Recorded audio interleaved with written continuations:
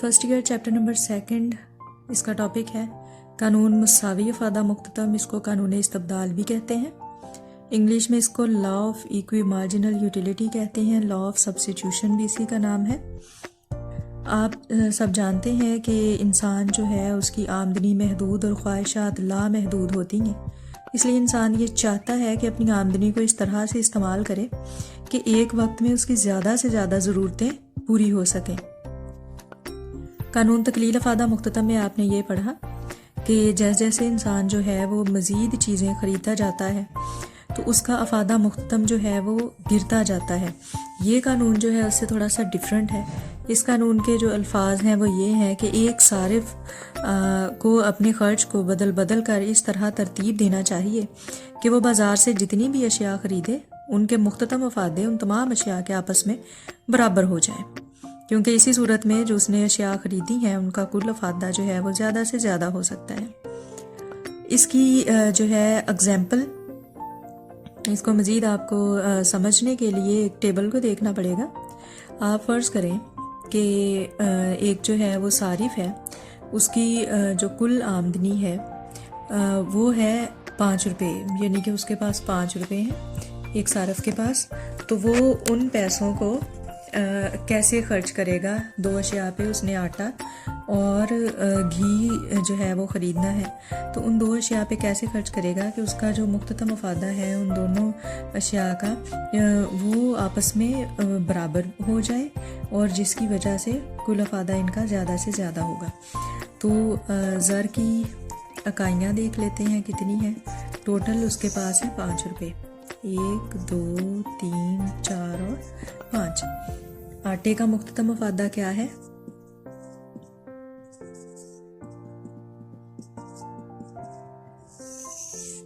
आटे का मुख्ततम अफादा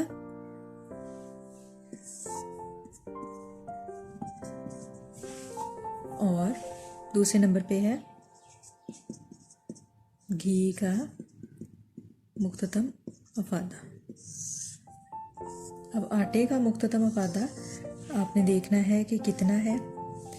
आटे का मुख्ततम अफादा है 24। मुख्ततम अफादा आपको पता है डिक्रीजिंग होता है, गिरता जाता है। 24 20 16।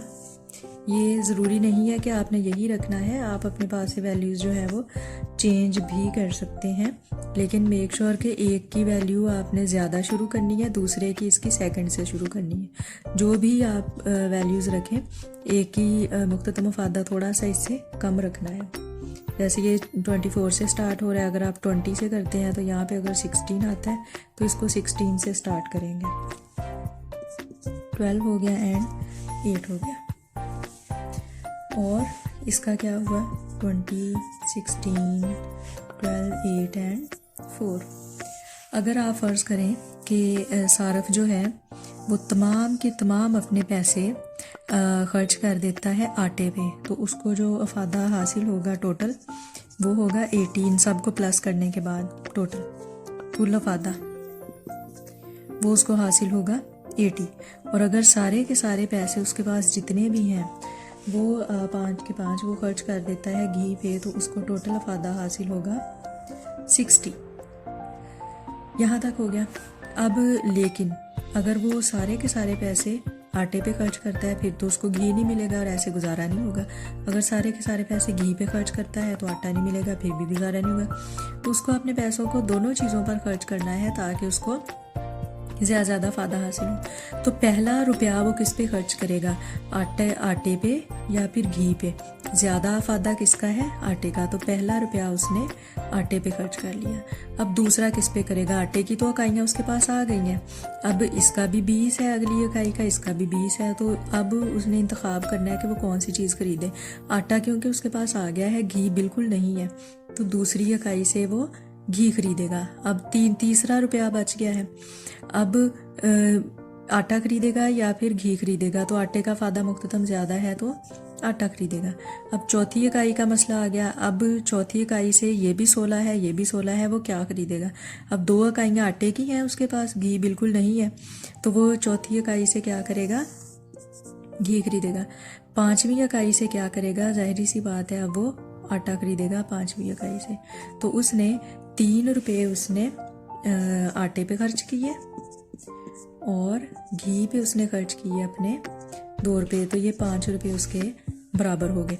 तो अगर आप देखें कि उसको अब कितना टोटल अफादा हासिल हुआ, इन तीनों को जमा किया, इन दोनों को जमा किया, तो उसका टोटल अफादा बना जनाब 96। तो 96 देखें कुल अफादा ज़्यादा से ज़्यादा हो गया, 80 से भी ज़्यादा है, 60 से भी ज़्यादा है।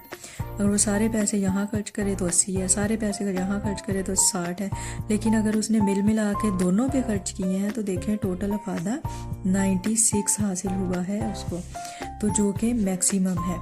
इस तरह उसे दोनों चीज़ें भी मिल गई हैं और उसका अफादा भी ज़्यादा से ज़्यादा हो गया है। इसी को डायग्रामेटिकली एक्सप्लेन कर लेते हैं। आपने वाई एक्सिस पे मुख्ततम अफादे रखने हैं। ये ओरिजिन होता है आपका, वाई एक्सिस पे आपने मुख्ततम अफादा रखेंगे और एक्स एक्सिस पे आप रखेंगे ज़र की इकाइयाँ। तो ज़र की इकाइयाँ आपने 5 ली हैं। ये आपका ओरिजिन 1, 2, 3, 4 एंड 5, ये 5 इकाइयाँ आपने ज़र की ली हैं। मुख्ततम अफादा जो है आपका मिनिमम 4 है और मैक्सिमम आपका 24 तक जा रहा है। तो आप क्या करेंगे, 4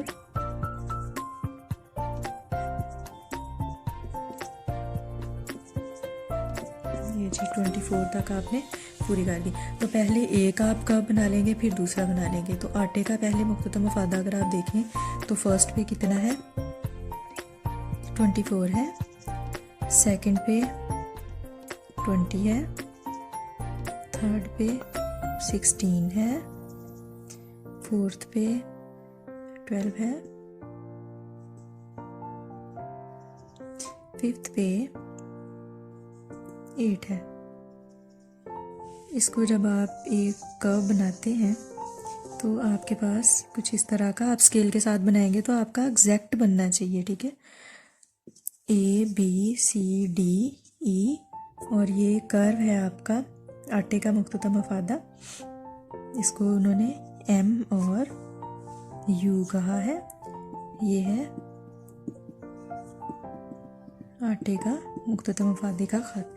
इनको आप बाद में रेज भी कर सकते हैं। और अगर आप स्केल के साथ बना रहे हैं तो बेशक आप डॉट ना भी लगाएं। उसके बाद आप दूसरा जो है घी का मुख्ततम अफादा देख लेते हैं। तो घी का मुख्ततम अफादा पहले पॉइंट पर 20 है, दूसरे पे 16, तीसरे पे 12, चौथे पे 8, पांचवें पे 4। इसको जब आप इन पॉइंट्स को आपस में मिलाएंगे तो आपके पास एक कर्व हासिल होगा जिसको आप कहेंगे ये घी के अफादा मुख्ततम का खत है। इसको आप कहेंगे घी के अफादा मुख्ततम का खत। ई से आगे इसके नाम ले लेते हैं, ठीक है। यहाँ पे अगर आप देखें अगर आप कहें कि जी एक का इसने इस पे खर्च किया, बाकी 4 इस पे, तो ये बिल्कुल भी कोई पेयर नहीं बनता।